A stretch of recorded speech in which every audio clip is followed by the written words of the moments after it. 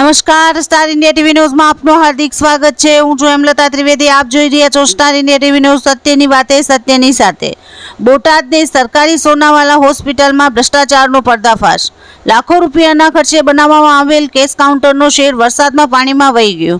નબળી ક્વોલિટીનું કામ તથા ભ્રષ્ટાચારની શંકા સ્થાનિક લોકોમાં રોષ પણ જોવા મળ્યો। આવી નબળી કામગીરી કરતા કોન્ટ્રાક્ટર ઉપર કાર્યવાહી કરવાની પણ માંગ કરી। જાહેર નાણાંનો દુરુપયોગ થયો હોવાની ચર્ચા સ્થાનિકોમાં ગરમાઈ। આપનો પરિચય? મારું નામ સિકંદર જોકિયા। સિકંદરભાઈ, 2 દિવસ પહેલા સોનાવાલામાં એક શેડ બનાવ્યો, તેના ભ્રષ્ટાચાર બાબતે એક સોશિયલ મીડિયામાં વિડીયો વાયરલ છે। એ બાબતે તમે શું કહેશો?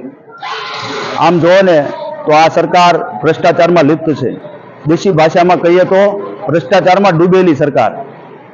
ત્યારે તમે શેડની વાત જે કરો છો તે આશરે લાખો રૂપિયાના ખર્ચે બનેલો આ શેડ છે। ત્યાં તમે જોઈ શકો છો કે પાણી ટપકવા માંડ્યું, અંદર પાણી ભરાવા માંડ્યું।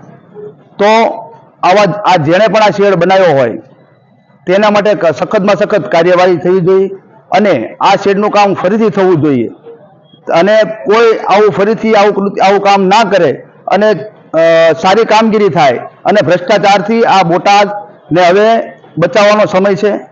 તો જલ્દીથી આ શેડનું કામ ફરીથી કરવામાં આવે અને ચોખ્ખાઈ પણ કરવામાં આવે। જે પાણી ભરાણું છે, કારણ કે અહીંયા કેસબારી છે, હજી હમણાં જ બનાવવામાં આવ્યું છે। મારા અંદાજ મુજબ લાંબો ટાઈમ નથી, હજી 2-3 મહિના થયા છે આ શેડ બનાવ્યો હોય એને, તો ત્યાં તૂટી ગયું। આવી જ રીતે આખા ગામમાં આવો ભ્રષ્ટાચાર ચાલે છે આ સરકારની અંદર।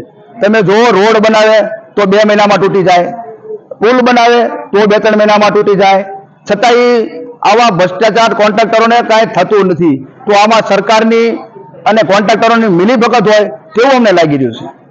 Star India TV news, Botad reporter Imran કડકરા।